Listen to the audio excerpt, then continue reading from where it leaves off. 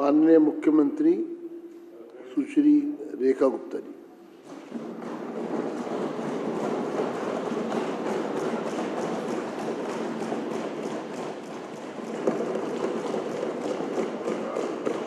आदरणीय अध्यक्ष जी, इस सीएजी की रिपोर्ट को मैं लगातार पढ़ रही थी और इसको पढ़ते हुए मुझे ये लगा कि जिस तरीके से डीटीसी और दिल्ली परिवहन का दुरुपयोग करते हुए, मिसमैनेज करते हुए, कुप्रबंधन के जरिए डीटीसी को बर्बाद कर दिया गया। एक ऐसी एजेंसी, दिल्ली सरकार का एक ऐसा मद जो ना केवल दिल्ली की ज़रूरतों को पूरा कर सकता था बल्कि प्रॉफिट मेकिंग भी हो सकता था, ये एक आय का भी साधन हो सकता था, उसको आप इस तरीके से ले गए कि जिसमें केवल नुकसान ही नुकसान है। मतलब कि 60,471 करोड़ का नुकसान जो कि क्युमुलेटिव घाटा है और ऑपरेशनल लॉस 14,198 करोड़। कितनी बुरी स्थिति में डीटीसी को ला दिया गया। और लाए कैसे?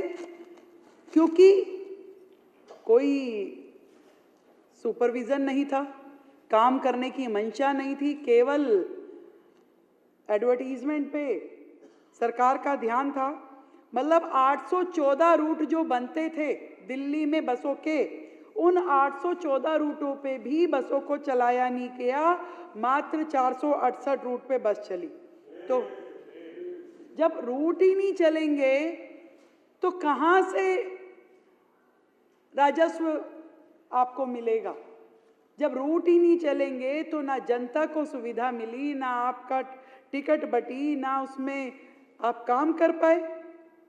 और ऊपर से जो बसें शेड्यूल छोड़ती थी या जो खराब होती थी, उसके मद में भी 668 करोड़ रुपए का नुकसान हुआ। आपका शेड्यूलिंग ना करना, बस खराब हो जाना, 668 करोड़ का नुकसान केवल उस हेड में है। नुकसान ही नुकसान। केंद्र से पैसे मिले 233 करोड़ रुपए की बसें खरीद लीजिए भाई, वो तक भी खर्च नहीं किए गए। वो 233 करोड़ रुपए वो खराब हो गए, अनयूटिलाइज्ड हो गए। कहां ध्यान था इन लोगों का? आज भी देखिए, यहां पे बैठ के वैसे चिल्लाते हैं, पर आज जब सीएजी पे डिस्कशन होना है तो इनमें दम नहीं है कि अपनी कमियां सुन सकें। दूसरे के ऊपर उंगली उठाने की इनको आदत हो गई है। कोई भी मुद्दा हो ना हो, ये तो वो हाल हो गया कि आटा गूंथते हुए हिल क्यों रहे हो, ये कब होगा, ये कब होगा, ये कब होगा। क्यों भाई? काम नहीं तो उसमें से पूरा निकाला है, पर अपनी सुनने की औकात नहीं है, अपनी सुनने की हिम्मत नहीं है कि आपने दिल्ली सरकार को किस हाल पे छोड़ दिया। जो बसें 2015 में 4344 थी, वो 23 में आकर के केवल 3,937 रह गई। उसमें भी कमी हो गई, उसमें भी कमी हो गई। क्या स्थिति है? नुकसान ही नुकसान हर चीज में। और वो जो नुकसान 60 करोड़ रुपए का है, वो 80 करोड़ पे आ चुका है। क्यों? ब्याज, इंटरेस्ट, सारी चीजें जुड़ के 80 करोड़ का वो, और ऑपरेशनल लॉस 14,000 का। मतलब सुप्रीम कोर्ट ने 2007 में कहा दिल्ली में 11,000 बसेस होनी चाहिए। 2007 में 11,000 बसें बोली, परंतु बसें कितनी? 2023 तक 3,937, केवल इतनी। इनकी ओर से और बसेस आए, उनकी खरीद हो, जनता को दी जाए, मतलब नहीं। जो है उनका भी मिसयूज, रूट पे नहीं ले जाना, यहाँ घुमा दो, वहाँ घुमा दो, और फिर वो टिकटिंग में जो वो केजरीवाल जी ने कहा कि भाई बेचारी महिला को टिकट नहीं मिल रही। महिलाओं को तो मिल रही है, पर उनका शेयर उनको नहीं मिल रहा, इसलिए उनको तकलीफ हो रही है कि अब भारतीय जनता पार्टी की सरकार आ गई, अब क्या करें। परंतु एक छोटी सी कहानी सुनाती हूं अध्यक्ष जी। एक गांव में एक दुकानदार के यहां चोरी हो गई। बहुत सामान, राशन की दुकान थी, बहुत चोरी हो गई। उसके लिए तो गरीब आदमी है, वो चोरी भी बड़ी चोरी थी। उसने थाने में रिपोर्ट लिखाई। थाने की पुलिस वो पंजाब सरकार की पुलिस जैसी थी। वो आई बाद में पूरा चारों तरफ खड़ी हो गई, और वो बोरी थी बादाम की। तो पुलिस वाले आए और कह रहे, हाँ भाई क्या हुआ है, जरा सूची बताओ, क्या क्या चोरी हुआ है लिखवाओ। और ले मुट्ठी बादाम की और फिर मुंह में। उधर से दूसरे वाले ने ले काजू और फिर मुंह में। कह रहे सूची बनवाओ, सूची कितनी चोरी हुई है, आइटम लिखवाओ, कितने का सामान गया है।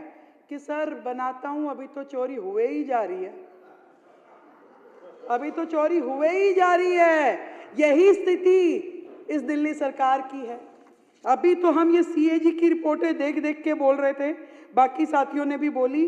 मैं आपका ध्यान एक ऐसे मुद्दे पे दिलाना चाहती हूं जो शायद अभी आपके ध्यान में आया नहीं होगा। आपको मालूम है कि दिल्ली में 2 एजेंसीज ट्रांसपोर्ट में काम करती है, एक डीटीसी, एक डिम्स।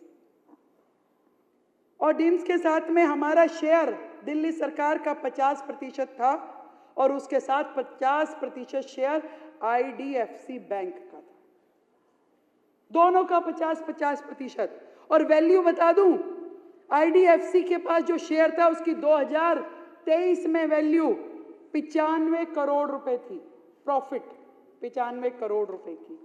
आप मानिए कि आईडीएफसी ने कहा कि मुझे ये अपना शेयर बेचना है, तो उसमें फर्स्ट पार्टी दिल्ली सरकार है। उन्होंने दिल्ली सरकार से बात की कि अगर आपको ये शेयर लेना है तो मैं आपको देने के लिए तैयार हूं। 2 साल तक फाइल अटकी रही, 2 साल तक उस फाइल पे कोई निर्णय नहीं हुआ, और आखिरी में आईडीएफसी ने अपना वो शेयर एक प्राइवेट कंपनी को बेच दिया, वो भी मात्र 10 करोड़ रुपए में। 95 करोड़ का शेयर केवल 10 करोड़ में एक प्राइवेट कंपनी को, और उस कंपनी में 70% शेयर एक रशियन कंपनी का है। कंपनी का नाम भी बता देती हूँ, बीटीपीएल। मैं आपसे पूछना चाहती हूँ इसके पीछे क्या षड्यंत्र है कि 95 करोड़ का शेयर 10 करोड़ में बेच दिया जाता है और वो शेयर सरकार नहीं लेती है। चाहते तो 10 करोड़ ये वैल्यू नहीं थी। आज हमारे कॉरपोरेशन में, हमारी डीटीसी में प्राइवेट आदमी का शेयर हो गया, वो भी 50% का, और उस पे और धांधली जी समझ लीजिए, यदि ये 50% का शेयर 10 करोड़ में बेचा गया है तो आज पूरी डीटीसी की वैल्यू 20 करोड़ पे आ गई है। 20 करोड़ पे आके खड़े हो गए हैं आपकी ये वैल्यू। ये क्या है, ये क्या घोटाला है, ये क्यों ऐसा किया गया है। ये 10% 10 करोड़ में दिया गया शेयर ये कौन सी कंपनी का है और उनके कौन से रिश्तेदार का है, जिन्होंने जानबूझ के 95 करोड़ का 10 करोड़ में भरपा करके हुए अपना शेयर बेच दिया। सरकार ने क्यों नहीं खरीदा? क्या उसके पास 10 करोड़ रुपए नहीं थे कि ये 10 करोड़ रुपए दे करके पूरी डीटीसी को अपने अंदर रखना? अपने कैसे वो प्राइवेट किसी कंपनी को अलाउ कर सकते थे? कितना बड़ा घोटाला है अध्यक्ष जी। मैं चाहती हूं ये पूरी की पूरी सीएजी रिपोर्ट आप पीएसी में भेजें, क्योंकि इसमें इतने हेड हैं कि आप जो अपने बस डिपो का उपयोग कर सकते थे, जो आईएसबीटीज का उपयोग कर सकते थे, वहां एडवर्टीजमेंट कर सकते थे, करोड़ों रुपए आपको राजस्व प्राप्त होता, आपकी बसें अच्छे से चलती, बसों पे भी ऐड कर सकते थे। परंतु नहीं, आपने इस प्रकार का कोई दिमाग नहीं लगाया, कोई विचार नहीं किया। केवल और केवल एक मोटी अनुदान राशि दे करके डीटीसी को पंगु बनाया कि आज भी अगर डीटीसी चल पा रही है तो जो अनुदान राशि सरकार उसको दे रही है मात्र उसका वही आय का साधन है। वो लोग टिकट से नहीं कुछ कर रहे हैं, वो लोग तनख्वाह, इतनी बड़ी तनख्वाह, आज 4000 बस ड्राइवर बैठ करके सरकार उनको तनख्वाह दे रही है, उनके पास कोई काम नहीं, कोई काम नहीं है। जो बसेस रिटायर हो गई सीएनजी से, आज वो ड्राइवर आइडियल बैठे हैं, खाली बैठे हैं, उनके पास कोई काम नहीं है। 4000 ड्राइवर हैं जिनको तनख्वाह सरकार दे रही है, उनके सारे प्रिक्विजिट दे रही है।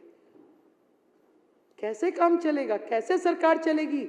जिस तरीके से इन्होंने पूरी की पूरी सरकार के राजस्व में सेंध लगाई, जैसे कि वो डुबोने के लिए ही बैठे थे, जैसे कि उनका मन था कि कैसे हम पूरी सरकार को डुबो दें और ये सिस्टम, ये सरकार अब हमें चलाने के लिए दी गई। ये रूट की बात मैंने बताई, राजस्व की बात मैंने बताई, कर्मचारियों की जो हालात है वो मैंने बताई, पूरा कर्जे में डूबा हुआ डीटीसी, और आज भी इनकी बसेस में किसी प्रकार का कोई जीपीएस, कोई इनकी सुपरविजन, इस तरह का कोई सिस्टम नहीं है। अध्यक्ष जी, डीटीसी की जो हालत हो गई है, इसको देखते हुए और जो कोर्ट के दिशा निर्देश है उसको देखते हुए मैं इतनी बात कह सकती हूँ कि इसको पूरी तरीके से रिवाइव करने की जरूरत है। फेम ने, केंद्र सरकार की एजेंसी ने 2 बार फेम 1 में और फेम 2 में 49 करोड़ की केंद्रीय सहायता दिल्ली को दी कि आप बसें खरीद लीजिए। उसके निमित्त भी इनसे बसें खरीदी नहीं गई। इसके पीछे क्या कारण है? या मुख्यमंत्री को दिल्ली के लिए समय नहीं था, इनकी मंशा नहीं थी, या इनकी मंशा में दोगलापन था कि जिससे ये अपने लिए काम कर सके और डीटीसी को बदनाम कर सके। डीटीसी एक ऐसा पार्ट दिल्ली सरकार का जो वर्षों से दिल्ली की जनता को सेवाएं दे रहा था, पर आज ऐसी स्थिति के चलते हुए, क्योंकि इसमें चर्चा और बहुत हो चुकी है, मैं तो इतनी बात कह सकती हूँ कि ये झूठे और मक्कार लोग, सरकार ने अब सारी व्यवस्थाएं अपने हाथ में ली। हम निश्चित रूप में डीटीसी को दोबारा से ऊर्जायमान करेंगे, एक्टिव करेंगे और एक ऐसी स्थिति में लेके आएंगे जहां लॉसेस नहीं, डीटीसी से रेवेन्यू भी क्रिएट होगा और जनता को पूरी सुविधाएं भी दी जाएगी। जो भ्रष्टाचार ये फ्री बस सेवा के नाम पे किया जाता था, अब हम कार्ड दे करके बहनों को, जिसमें उनको भी टिकट ना खरीदनी पड़े और वो अपना कितनी भी देर तक अपना किसी भी बस में जा करके वो सफ़र कर सकें, तो इसलिए अकाउंटेबिलिटी बनेगी, काउंटिंग होगी कि कितनी बार कौन गया, कितने लोग इस योजना का लाभ ले रहे हैं। आज दिल्ली जानती ही नहीं है कि कितनी महिलाएं बसों में सफ़र कर रही हैं, कर भी रही हैं कि नहीं कर रही है। हमें क्या मालूम कि 100 कर रही हैं कि 1000 कर रही हैं कि एक भी नहीं आई। कोई ऐसा सिस्टम नहीं है कि आप चेक कर लें, सिवाय इसके कि जो डीटीसी की टिकट का आप दिखाते हैं वही मान्य है। और इसमें कितना बड़ा षड्यंत्र है ये आप देख पा रहे हैं। हम डीटीसी की दिल्ली की सेवाएं दिल्ली की महिलाओं के मिले, इसमें हम प्रतिबद्ध हैं। नए बस शेल्टर बने, नए बस डिपो बने, इलेक्ट्रॉनिक व्हीकल आए और उन व्हीकल्स के लिए पूरे चार्जिंग स्टेशन हों, और जितने आईएसबीटी दिल्ली में हैं, हर एक आईएसबीटी के लिए उसको आधुनिक रूप में मल्टी स्टोरी कमर्शियल कॉम्प्लेक्स के जैसे डेवलप करने का दिल्ली सरकार का प्लान है। जितने भी काम,